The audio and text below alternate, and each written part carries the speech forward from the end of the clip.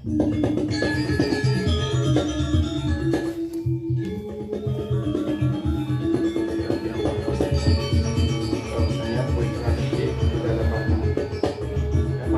yang membuat sehat, minum yang membuat sehat. Tidak ada perbuatan yang tidak boleh, sepanjang tidak bertentangan dengan empat norma hukum pemerintahan, hukum agama, hukum adat, dan hukum HAM. Inilah yang tidak boleh ditentang, karena itu berkaitan dengan kemanusiaan dan kenegaraan. Jadi yang lain itu silakan, yang penting untuk makan untuk sehat, minum untuk sehat, itu dipersilakan. Yang penting kalau berbuat, lakukan pekerjaan yang manusiawi, apapun itu yang bersifat manusiawi, itu silakan dikerjakan, tidak akan membawa dampak pada lingkungan. Setelah itu tidak ada tuntutan harus semedi ini, semedi itu, puasa ini, puasa itu.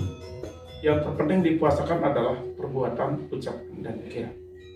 Bagaimana kita berbuat dan berbicara, berpikir yang baik dan positif. Karena menurut kami di sini, apa artinya puasa, semedi, sembahyang, tetapi kalau perbuatan kita masih tidak karu-karuan. Tuhan mencari alam ini bekerja karena perbuatan manusia. Jadi kalau kita memang berpikir tentang alam yang positif, maka berbuatlah. Jadi alam ini membutuhkan perbuatan, alam ini butuh tindakan. Kehidupan ini butuh tindakan, kehidupan ini butuh perbuatan. Jadi bagaimana kita menjaga hubungan antar satu dengan yang lainnya, itu jauh lebih penting daripada sekedar menekuni spiritual, lalu sembahyang di sana sini, lalu puasa ini, puasa itu, tetapi kelakuan kita tidak mencirikan bahwa diri kita adalah berketuhanan. Jika memang Tuhan ada di dalam diri, tentu kita mampu berbuat yang baik, berbicara yang baik, berpikir yang baik. Itu patokannya. Tapi ketika setan, kita katakan Tuhan, justru perbuatan kita kebalik. Ketika kita merasa diri dekat dengan Tuhan, justru petaka kita masalah banyak, kelakuan kita tidak benar, perbuatan kita tidak benar, ucapan kita tidak benar, pikiran kita juga tidak benar. Jadi apalah artinya itu? Karena apa? Dalam berketuhanan diperlukan kualitas. Ya. Bagaimana kita berkualitas dalam hidup? Kualitas inilah yang menjamin hidup. Itu landasan yang dipakai di Persalaman Sastra Kencana. Sehingga apa? Nikmati hidup dengan baik dan benar, sesuai dengan profesional diri, sesuai dengan kapasitas diri. Jika memang menjadi spiritual, jadilah spiritual yang baik dan benar, dan pastikan itu semua baik, lalu mampu menciptakan keberhasilan dalam diri. Jika diri menjadi pebisnis, bisnislah yang baik dan benar, agar bisnis itu mampu menjadi diri. Karena apa? Apapun alasan, hidup ini dibutuhkan jaminan. Ya, kita membutuhkan jaminan di hidup ini. Kalau kita tidak memikirkan jaminan hidup, maka kita akan rawan melakukan kejahatan. Kejahatan terjadi karena keadaan, karena situasi, karena kesempatan, karena mentalitas kita yang tidak siap. Jadi di sini tidak menekankan kepada konsep-konsep harus semedi ini, semedi itu, ngerangsukan ini, ngerangsukan itu. Urusan ngerangsukan ilmu itu tugasnya sang guru. Ya, sebentar pada saat dia melakukan pointenan, berbagai energi akan dirasakan dalam tubuh. Seluruh energi masuk ke dalam tubuh, bukan ilusi, bukan halusinasi, bukan visualnya. Jadi ketika dia menyebutkan nama-nama tertentu, entah nama dewa, entah nama betara, atau nama-nama lain, jika itu berbentuk energi, maka tubuh akan dirasakan. Tiba-tiba berubah rasa, tiba-tiba tubuh ini sering panas, ringan, nyaman, berat, sejuk, dingin, semua itu energi. Dan setelah energi itu ada, baru memasukkan kekuatan roh, yaitu kekuatan Saptarsi, leluhur-leluhur kita, Maharsi, 7 tingkat. Nah, kita mengenal Saptaloka, maka kita mengenal 7 tingkat kesucian roh. Dan karena kita mengenal Nyatur Desa, maka kita mengenal 5 kesucian roh, disebut dengan Pancarsi. Setelah tubuh ini sudah siap untuk menerima kekuatan itu, barulah. Sebelum itu, maka berbagai fenomena akan terjadi di tubuh. Jika sensitif, bisa nyata dilihat. Penglihatan bisa benar-benar melihat sinar-sinar. Bagaimana sinar-sinar masuk dalam tubuh yang disebut dengan div atau dewa. Dewa itu bukan tidak berwujud, dewa sama sekali tidak berwujud. Dewa itu bentuknya sinar. Dan yang ada dewa hanya sinar warna-warni. Jika Iswara itu sinar putih, jika Brahma sinar merah, jika Mahadewa sinar kuning. Maka sinar-sinar itu yang dilihat.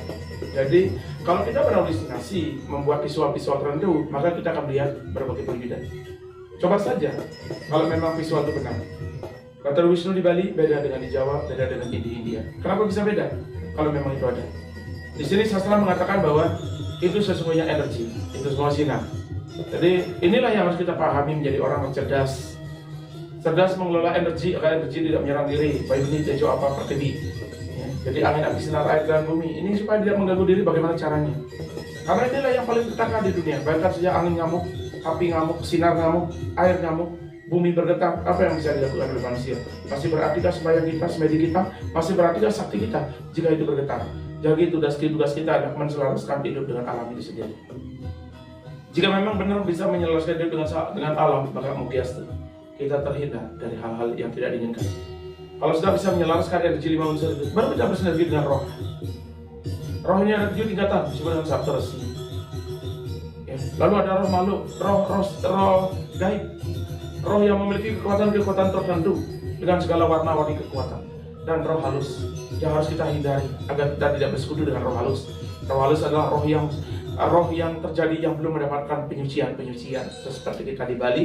Roh ini disucikan sampai berada dekat dengan siwa dan menyatu dengan siwa di kemulan. Ketika roh sudah menyatu dengan siwa dan di kemulan, maka roh itu dekat dengan Tuhan. Roh itu yang disembah. Ini namanya roh suci. Jadi hindari bersekutu atau bersinergi dengan roh halus yang ada di sekitar.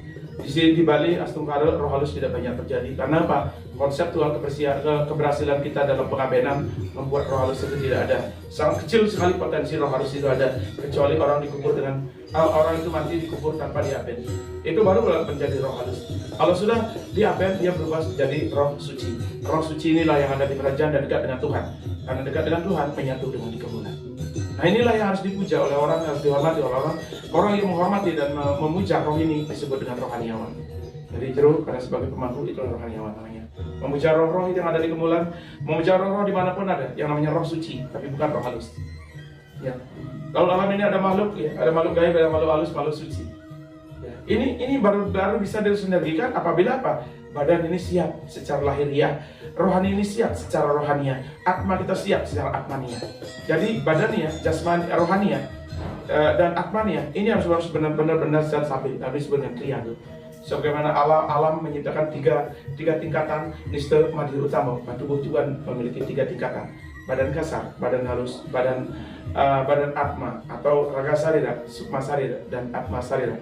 Inilah harus dipahami menjadi orang Bali. Kalau itu sudah dipahami, kekuatan apapun datang bisa bersinergi dengan tubuh. Kalau kekuatan bisa bersinergi dengan tubuh, cerdas akan terjadi pada diri. Karena apa?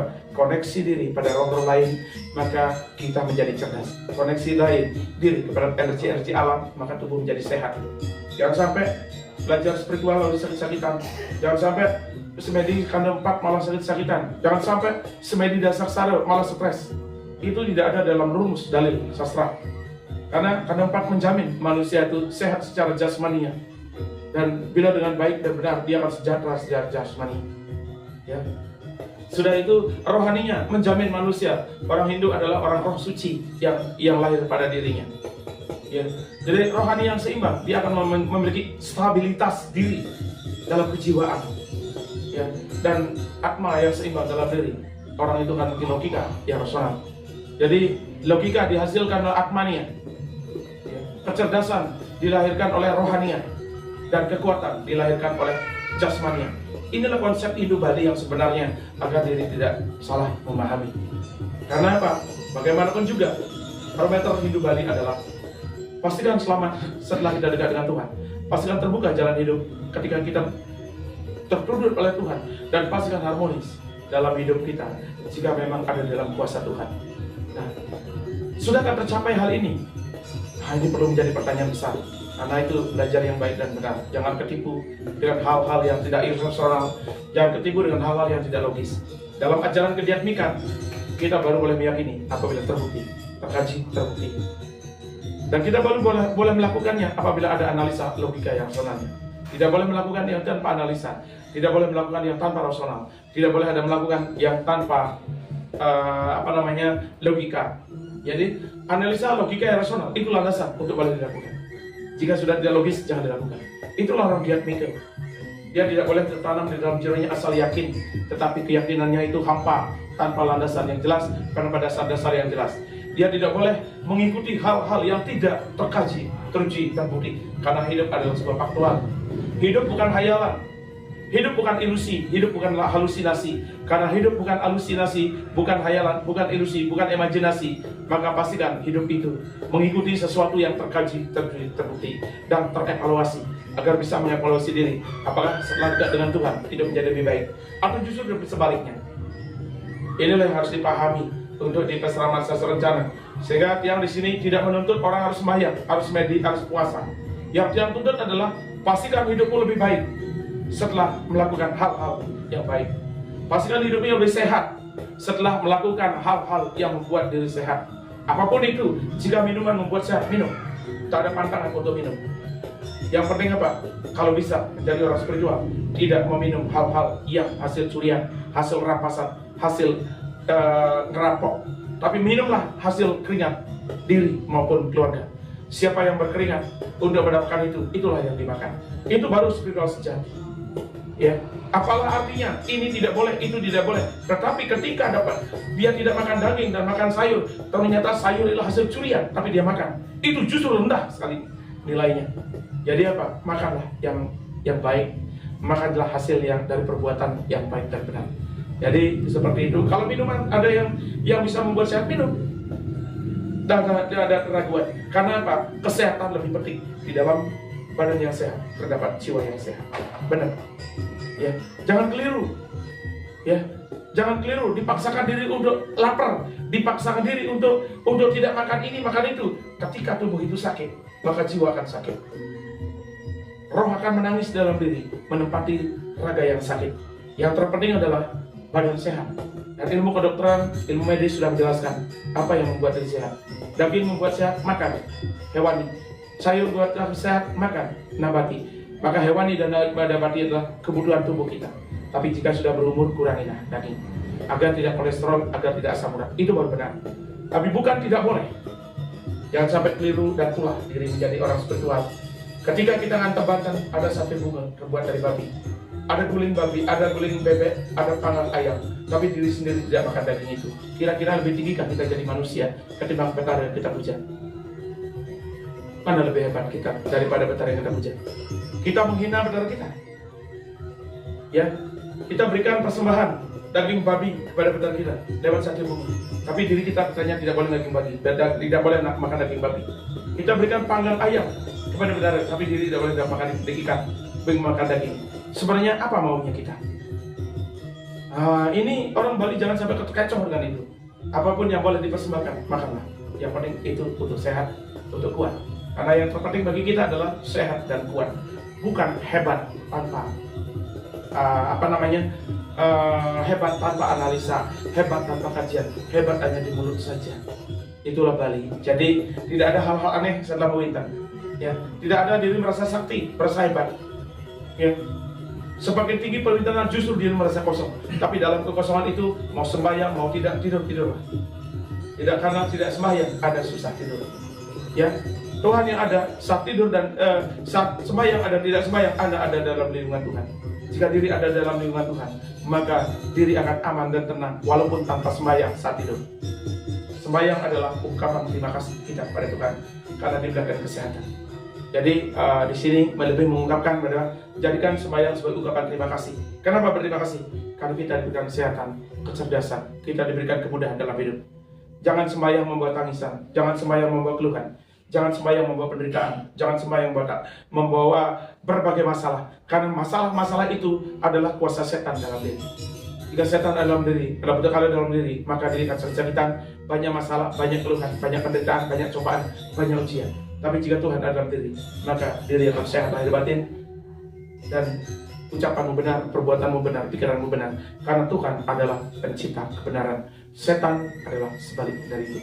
Jadi setan dan Tuhan, setan ciptaannya Tuhan, tapi setan digunakan untuk mengontrol energi negatif, mengelola energi negatif. Dia betara untuk mengelola energi positif. Jadi kalau diri memang ingin negatif, ya silakan bersekutu dengan setan. Tapi jika diri ingin positif, maka bersekutulah dengan Dewa dan Betara, bersekutulah dengan roh-roh suci, dan paling dekat dengan Anda adalah kawitan. Jadi orang Bali jangan sampai sisip kawitan, jangan sampai sisip leluhur, karena Anda dalamnya. Di dalam diri Anda ada leluhur yang menyatu pada diri lewat numadi, lewat sang api turun. yang menyatu dalam diri. Dan beliaulah yang menuntun Anda menjadi hebat. Beliaulah yang mengendalikan Anda. Dan setiap bakti Anda, setiap doa Anda terhubung olehnya. Karena apa? Roh inilah yang paham tentang rohanian. Roh inilah yang paham tentang leluhur-leluhur. Roh itulah yang paham tentang ada di dunia lain daripada kita.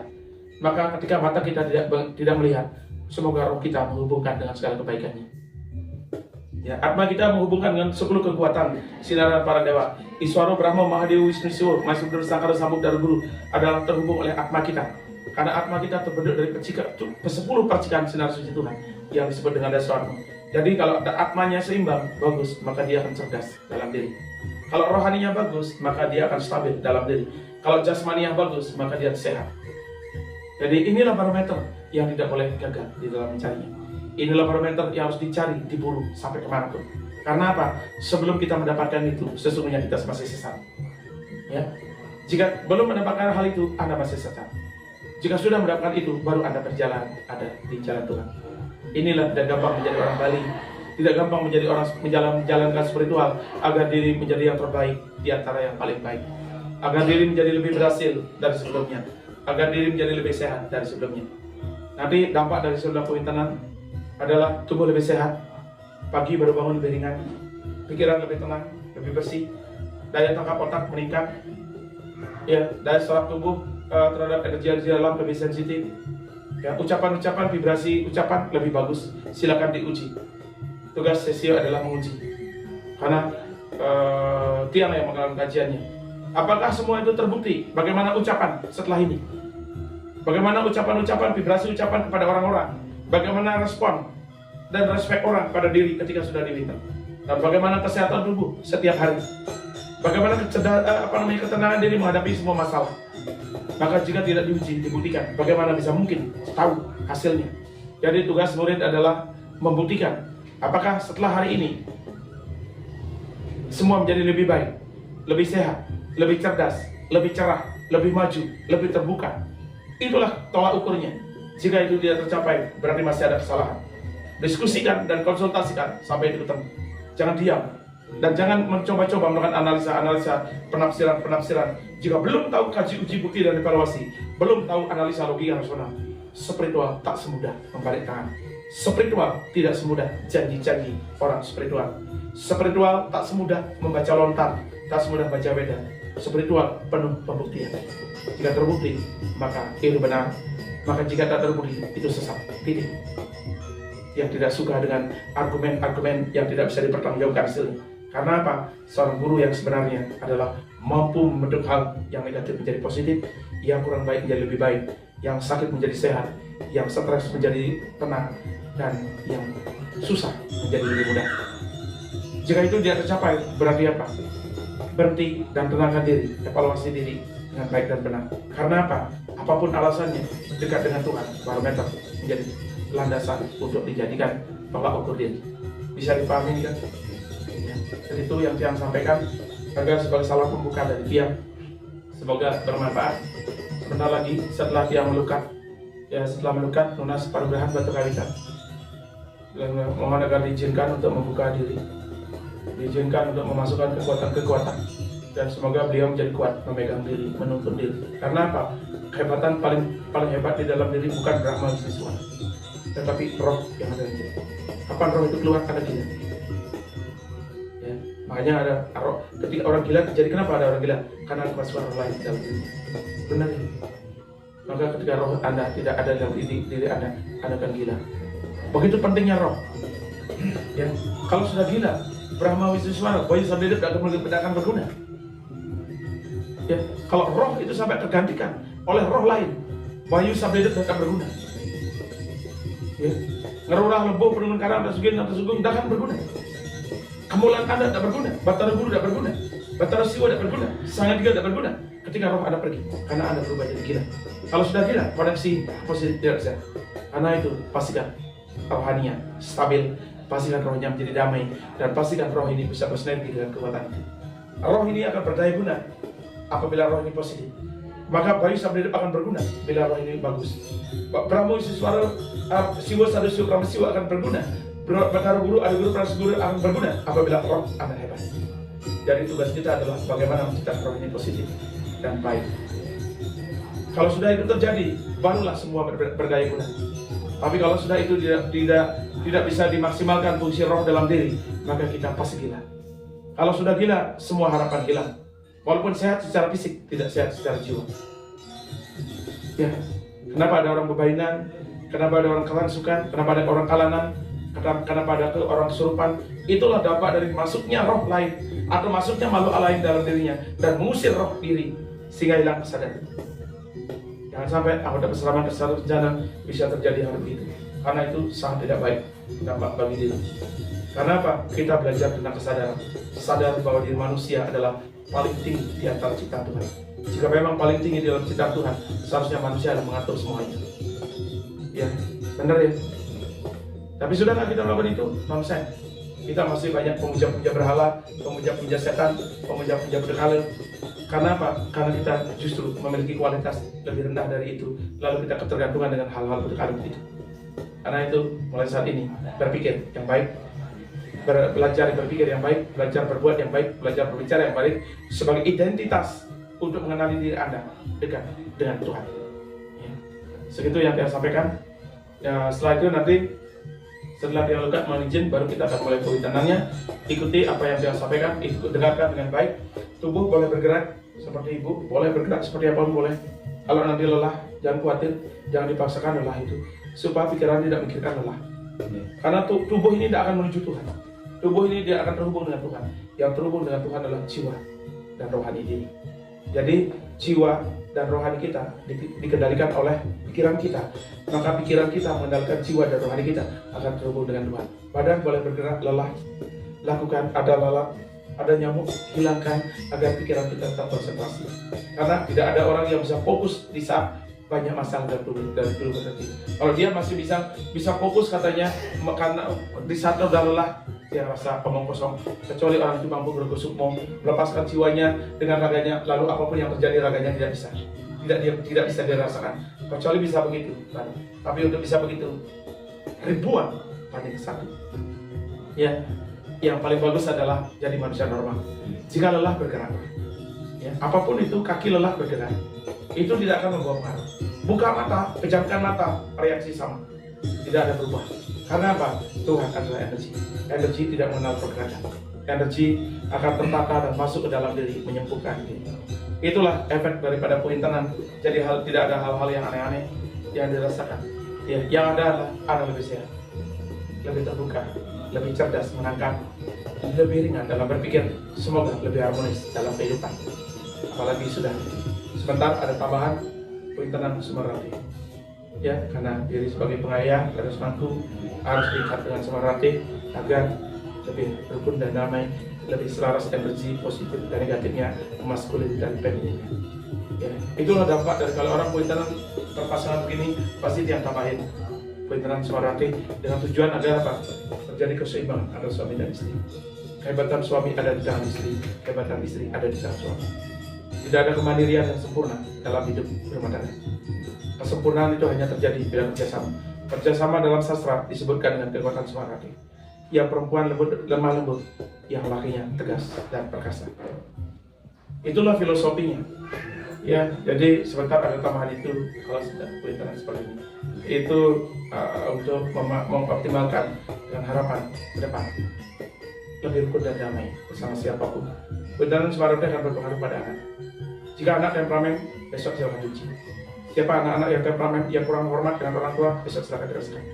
Bagaimana efeknya? Anak-anak begitu mudah diluluhkan. Anak-anak begitu luluh kepada diri. Lebih nurut dalam ucapan, lebih nurut dalam perbuatan. Itu efek dari pointenan Sumerati. Ya, karena Sumerati menciptakan konsep berpuran, sifat-sifat Sumerati ada nafsu kita yang tidak selaras. Ya, Sumerati itu bukan kama. Sumerati itu beda dengan Sumerati. Sumerati dalam ini adalah cinta kasih. Kalau kama baru sperma. Sumerati beda dengan Sumerati. Ya. Nah, kalau Sumerati baru itu hubungannya dengan seksual. Tapi kalau Sumerati hubungannya dengan kejiwaan. Ya, yang terpenting adalah jiwa tertunduk, tubuh cinta dan kasih sayang, bukan tubuh penuh cinta dan kasih sayang. Kalau tubuh penuh cinta dan kasih sayang itu namanya Sumerati. Ya, tapi kalau jiwa penuh dengan cinta kasih itu hanya Sumerati. Sedikit sekali dikira Sumerati dengan kamu berbeda. Sama, itu tidak sama. Ya, di sini memberikan pendidikan Semarate dengan harapan cinta kasih tumbuh di dalam diri bersama keluarga. Kerukunan anak, suami dan istri, itulah puncak daripada tujuan hidup manusia orang Bali. Segilik selunglung sebayang takut paras sapunai. Jika tidak bisa bentuk segitiga ini rukun dan damai, berarti kita gagal jadi orang untuk menciptakan kenyamanan bersama. Ya, itu saja yang ada. Ini kita kurang fit ya dulu lagi. Oh, mau kan mas pon certer mau sini. Oh, hong terter sanjuani hanawe certer marga sarasuk masar. Oh, hong terter kamandalu kangsang larga nang papuk takau badau kamu nak nupas mani semari ring raga sare. Oh, hong terter kundali ni menadi ang sinarasing. Oi pramana ang lepaskan ala sengkalan yang sare kamu dakan deti mosar bodul gesesa. Anjing kali kamu sakang rebe yang oh amung terter mah makna kata semala sebal kandal putal tukang awi suci termala raga sada oh amung terter pawitra kanangun sampurna ning oh amung sang bang tang angking oh pratama sudah duit dia sudah duit sarwa pancame sudah ori sudah kasih